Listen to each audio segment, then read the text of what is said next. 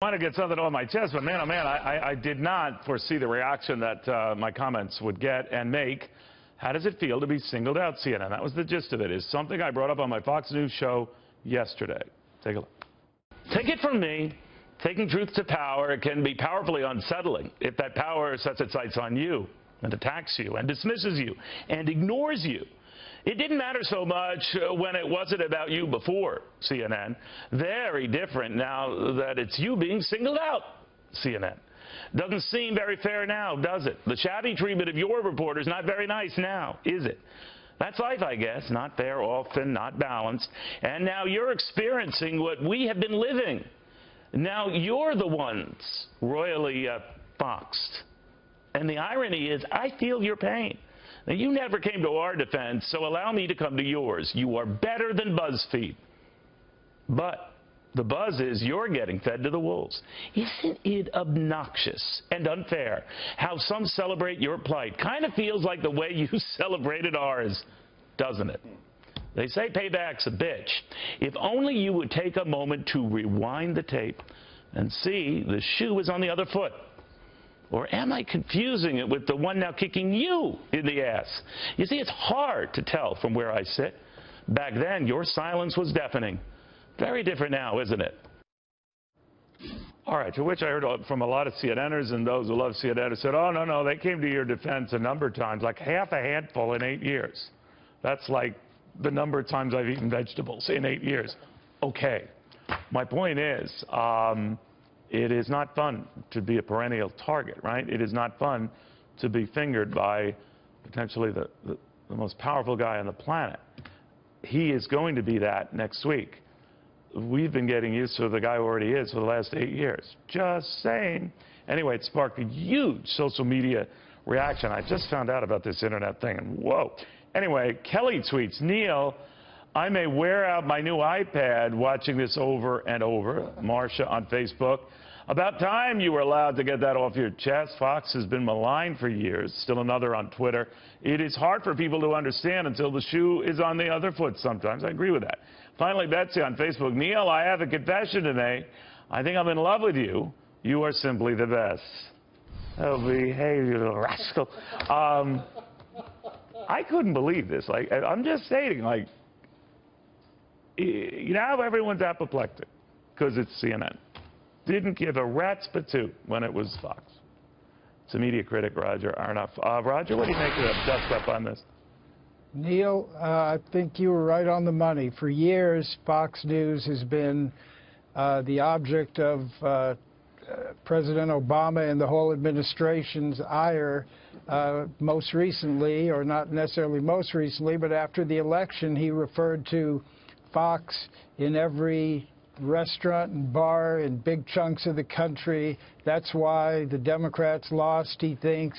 They have such dominance in the media, as well as all the late-night shows. If you watch those, it's really astounding. And even the shows like Blackish and Madam Secretary constantly have a theme that Trump is just, it's outrageous that he was elected, and they're still hoping to defeat him. Oh, they're still protesting him there, which is their right to do. But, Roger, you know the one thing that's fascinating about this, when I got some clarifications, oh, no, CNN was there rushing to Fox's defense. It was during the James Rosen thing, when they, you know, you had the government essentially spying on a reporter and trying to dig up stuff on him.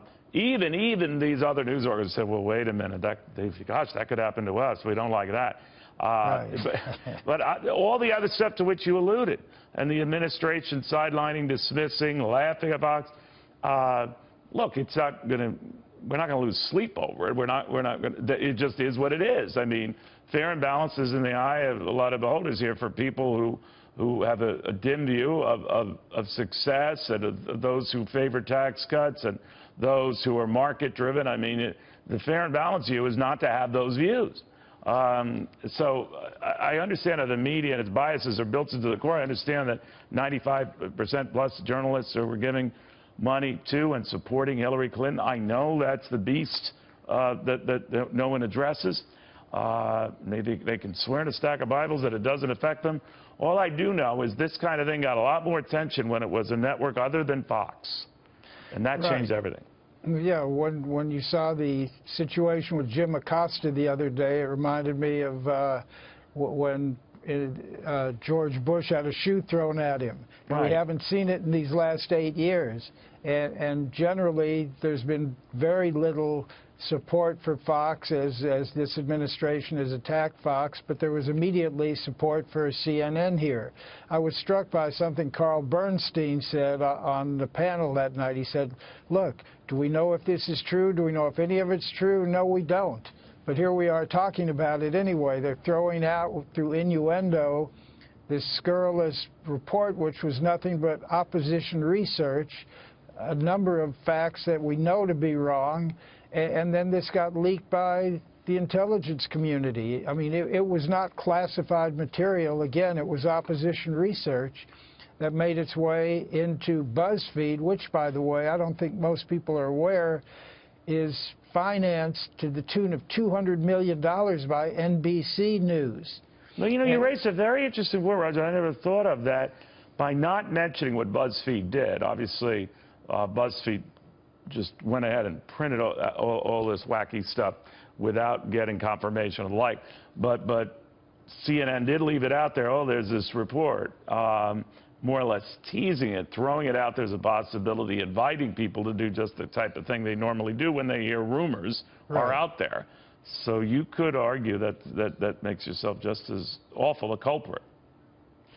Oh, exactly right. And I think this is why isn't Obama saying we're going to investigate who's leaking this information? Bingo. Because that's where I think kind of agree on this that I had no problem with CNN reporting and going about its job doing this. I don't liken them to BuzzFeed. I know that argument. You advanced it very well and eloquently that by omission you kind of invite the very thing that you're talking about that BuzzFeed does and invite people to go to BuzzFeed. But I do think that we've got to reassess just the tone and the way this stuff gets out, and then not feign shock when it gets the reaction it does.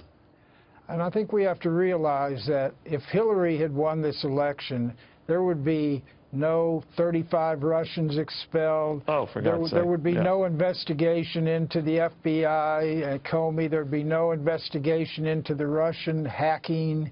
Absolutely. This is so political, coming from the top. And when Trump criticizes the intelligence community, we know he's talking about the political appointees. All right.